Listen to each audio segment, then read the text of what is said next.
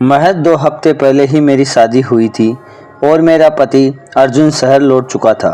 उसकी सरकारी नौकरी की वजह से छुट्टियां कम थी। मैं नवविवाहित अनन्या पहली बार अपने ससुराल गांव में थी। यह एक छोटा सा गांव था, पक्की सड़कों की जगह कच्ची गलियां, हवा में मिट्टी की सौंधी खुशबू और वह पुराना हवेली नुमा घर जिसके हर कोने में एक अनकही कहानी छिपी थी। घर में अब सिर्फ 3 लोग थे, मैं, मेरी सास और मेरे ससुर रविंदर जी। सास सुबह सवेरे मंदिर चली जाती थी और देर शाम तक भजन कीर्तन में डूबी रहती थी। मैं दिन भर अकेलेपन से जूझती रविंदर जी के साथ कभी कभी चाय की चुस्कियां के बीच बातें हो जाया करती थी। उनकी उम्र मुझसे काफ़ी ज़्यादा थी, लेकिन उनके चेहरे पर समय के थकान नहीं बल्कि एक गहरी उदासी थी जो मुझे अनायास खींचती थी। उनकी आंखों में अनुभव का समंदर था, मगर उसमें तन्हाई की गहराई भी साफ दिखाई दे रही थी। एक दिन दोपहर तक मौसम साफ था, लेकिन शाम होते होते आसमान में घने काले बादल छा गए। आंधी की वजह से थी और बिजली का जाना तय। रात गहराया ही बिजली गुल हो गई और पूरा घर अंधेरे में डूब गया। मैं अपने कमरे में जब दरवाजे पर हल्की सी खटखटाहट सुनाई दी। अनन्या, डरने की ज़रूरत नहीं, मैं हूँ। रविंदर जी गहरी भरोसेमंद आवाज़ थी। मेरे हाथ हल्के से कांप रहे थे, फिर भी मैंने दरवाज़ा खोला। वह एक पुरानी सी लालटेन लिए खड़े थे। उनकी शर्ट की बाहें हल्की सी मोड़ी हुई थी और लालटेन की मध्यम रोशनी उनका चेहरा और भी आकर्षक लग रहा था। गंभीर मगर गर्मजोशी से भरा। बिजली चली गई है और तुम्हारे कमरे में अंधेरा है, ये रख लो। उन्होंने लालटेन मेरी ओर बढ़ाते हुए कहा और धीरे से कमरे में दाखिल हो गए।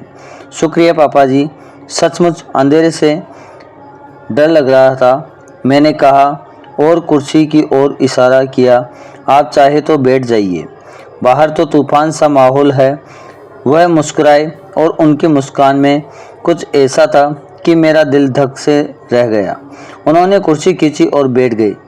लालटेन की रोशनी उनके चेहरे पर पड़ रही थी, जिससे उनकी आंखें चमक रही थी। बाहर हवा का सनसनाहट और खिड़कियों की थरथराहट कमरे में एक अजीब सी खामोशी घोल रही थी। तुम्हें अंधेरे से डर लगता है? उन्होंने पूछा। उनकी आवाज़ में एक अजीब सी गर्माहट थी। हाँ, थोड़ा सा, लेकिन अब आप आए हैं तो डर कर लग रहा है, मैंने सच कहा और मेरी आवाज़ में हल्की सी काँप सुनाई दी।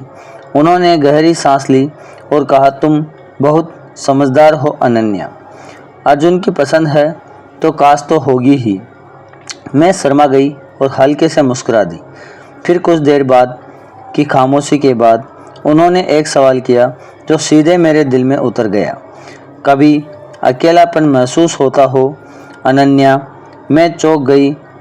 उनकी आवाज़ में अब तक का सबसे नरम लहजा था।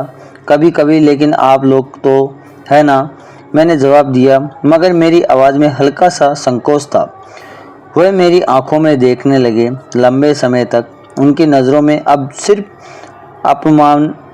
अपनापन ही नहीं था, कुछ और था, एक ऐसा तीव्रता जो मेरे दिल की धड़कनों को तेज कर रही थी। मैं भी बहुत अकेली हूँ अनन्या, उन्होंने धीमे से कहा। मैं असहज हो उठी। आपको पास तो सासू माँ है, पूरा गांव है। मैंने कहा, अपनी नज़रें इधर उधर भटकाते क्यों हो? हाँ, लेकिन कई बार भीड़ में भी इंसान अकेला रहता है। उनकी आवाज़ अब और गहरी हो गई थी। मैं चुप रही। सच तो यह था कि मेरा मन भी भटक रहा था। अर्जुन शहर में था और मैं इस गांव में, इस पुराने से घर में अपने ही विचारों में उलझी थी।